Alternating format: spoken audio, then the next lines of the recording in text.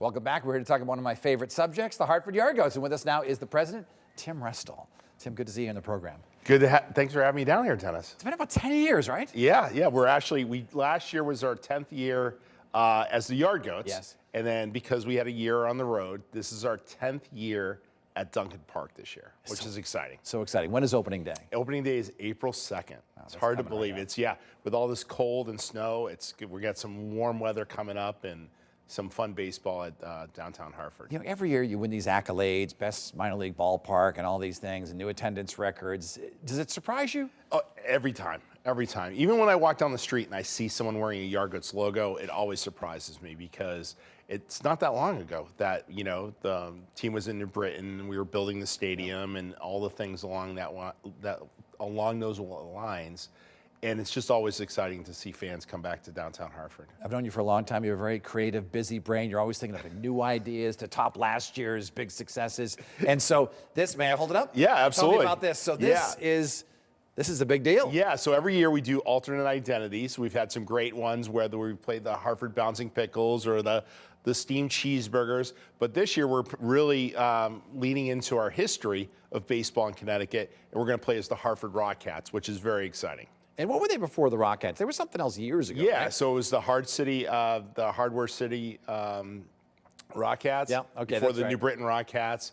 And then prior to that, the organization actually goes back to Bristol. It's the Bristol Red Sox. That's right. So the organization the franchise has gone from Bristol to New Britain to Hartford. But really, we're going to celebrate the history. We're actually going to do a Big Poppy.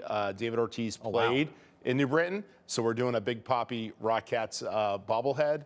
And it's just going to be a fun way. We have some new merchandise, some new hats, things along those lines. So I was in the gift shop late last month to get some things, and busy. And in December, people are in there buying stuff. Yeah, it never slows down at the ballpark. We do a lot of events. A lot of people are just coming into the ballpark and, really getting merchandise and such. So it's exciting. Even with all the snow and cold, warm hearts with thinking baseball in downtown Hartford. I love to wear my Hartford Yard Goats gear when I'm out of state, somewhere else, because people ask about it and they'll look, what is that? Or maybe they've been. Yeah, absolutely. Yeah, I mean, I've had friends in Florida that just text me this past week saying I'm getting compliments on my hat, and people go up and they relate to it, right? They relate to the Yard Goats, and whether they recognize the logo or they've been to the ballpark.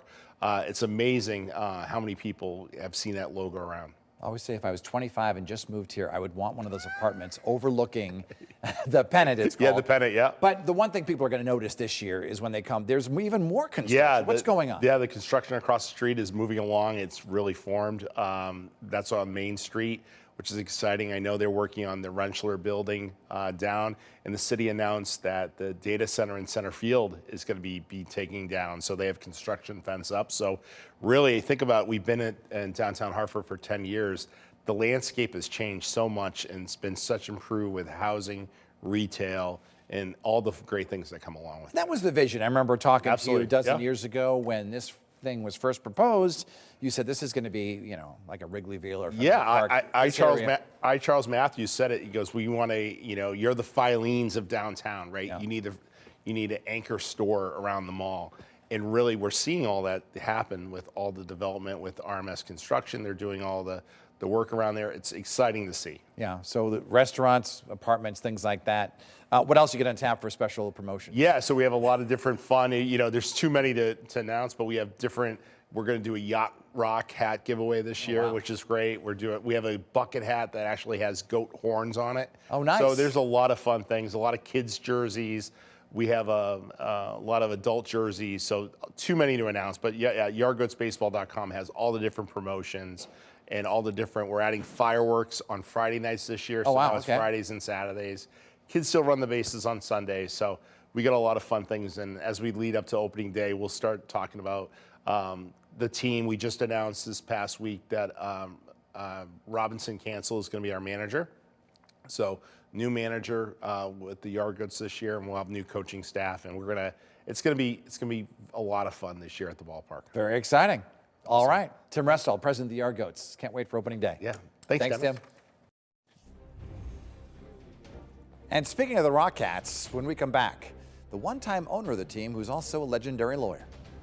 and we invite you to connect with us. You can find me on email this week at WTNH.com, also on X, Instagram, and Facebook. We welcome your story suggestions, your interview requests, and your comments. We'll be right